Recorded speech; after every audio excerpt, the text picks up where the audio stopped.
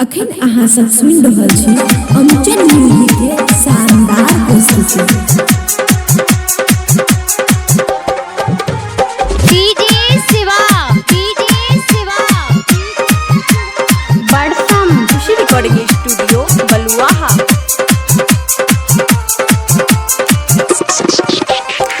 रोजे रोज तू जाय छागे बहरी, रोजे रोज तू जाय छागे बहरी, घूमै छा खुटौना बाजार। गई छौरी तू के करा के देलही, गई गोरकी तू के करा के देलही, तोरा लहंगा के दिल को फाड़। गई छौरी तू के करा के देलही, तोरा लहंगा के दिल को फाड़। रोजे रोज तू जाय छागे बहरी, रोजे रोज तू जाय छागे बहरी, घूमै छा खुटौना बाजार। गई छौरी तू के करा के देलही, गई गोरकी तू के करा के देलही, तोरा लहंगा के दिल को फाड़। गई छौरी तू के करा के देलही, तोरा लहंगा के दिल को फाड़। खुशी रिकॉर्डिंग स्टूडियो बलुआहा।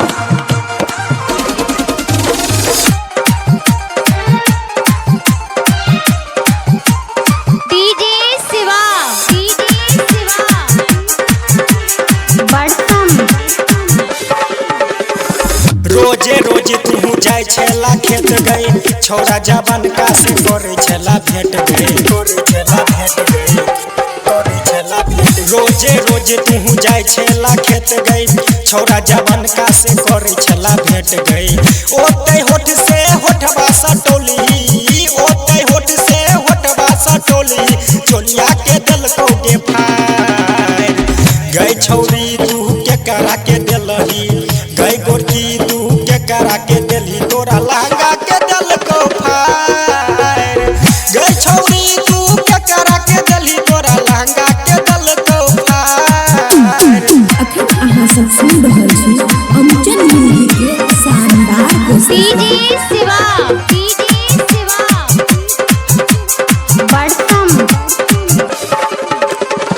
चढ़ल जवानी लेके घूमै छला बहरी, पपुआ छोरा तोरा देखाबै छलो नमरी, देखाबै छलो नमरी, देखाबै छलो नमरी। चढ़ल जवानी लेके घूमै छला बहरी, पपुआ छोरा तोरा देखाबै छलो नमरी।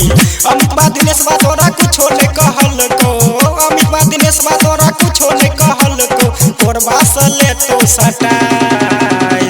गई छौरी तू के करा के देलही, गई गोरकी तू के करा के देलही, तोरा लहंगा के दिल को फाड़। गई छौरी तू के करा के देलही, तोरा लहंगा के दिल को फाड़। रोजे रोज तू जाय छागे बहरी, रोजे रोज तू जाय छागे बहरी, घूमै छा खुटौना बाजार।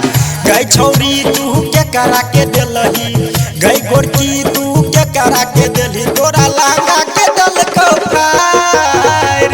गई छौरी तू के करा के देलही, तोरा लहंगा के दिल को फाड़। गई गोरकी तू के करा के देलही, तोरा लहंगा के दिल को फाड़। ये छोरी बोलना के बलुआहा। रिकॉर्डिंग बाय गुड्डू छला बिहारी।